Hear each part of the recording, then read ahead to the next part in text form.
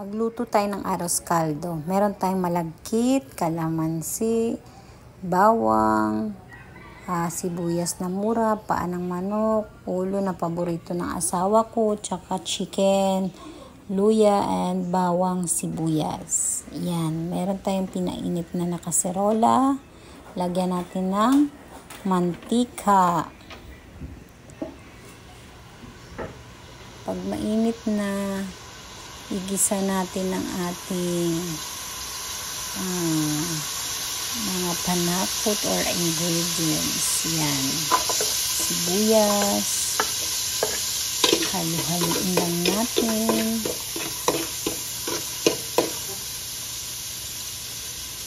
Next, ang ating bawang.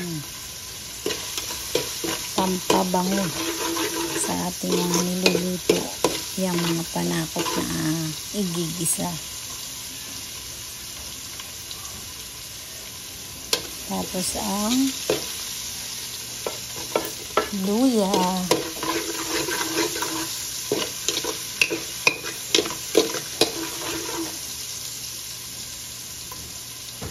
Pag nag-golden brown na yung mga panakot natin, lagay na natin ang ating chicken feet.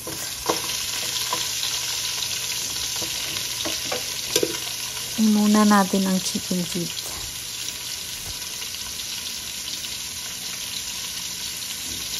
Masarap ang chicken feet, more on collagen. Paborito ko yan.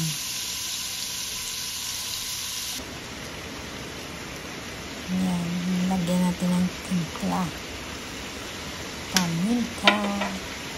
Ay, hindi na napakita yung paglagay ng mga chicken tsaka pakpak. Leeg yan. Tsaka head. Yan, nilagyan natin ng paminta at pampalasang magic sarap. Haluin lang natin.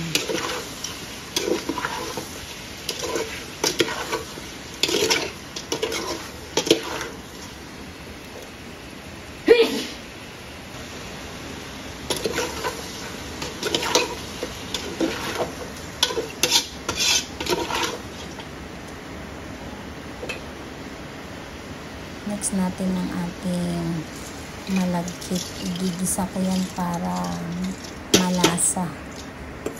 Siyempre, kanya-kanyang style yan. Di ba mga bay? Iba-iba ang style ng pagluluto. Depende po sa inyo. Choice nyo yan. Sa akin, ganyan. Ganyan yung style ko. Igigisa ko yung malagkit kasama yung mga karne.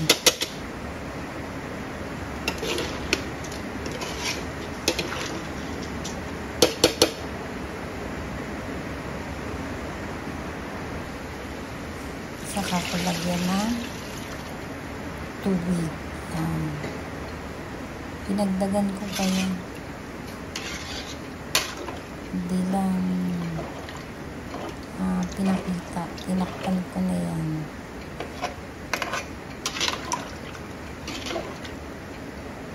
Halos malapit nang mapuno yung tubig na nilagay ko.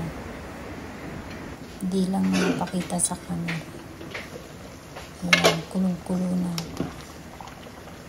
Haluin na natin kasi baka manikit at magmukhang kanin siya.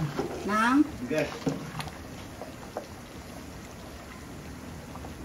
Halo lang halo para hindi siya manikit.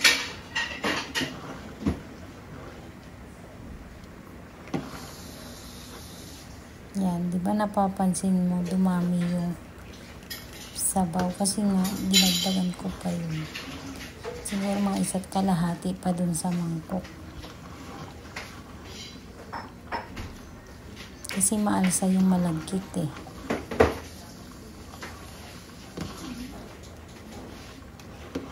Pag umalsa na yung malagkit, luto na yan.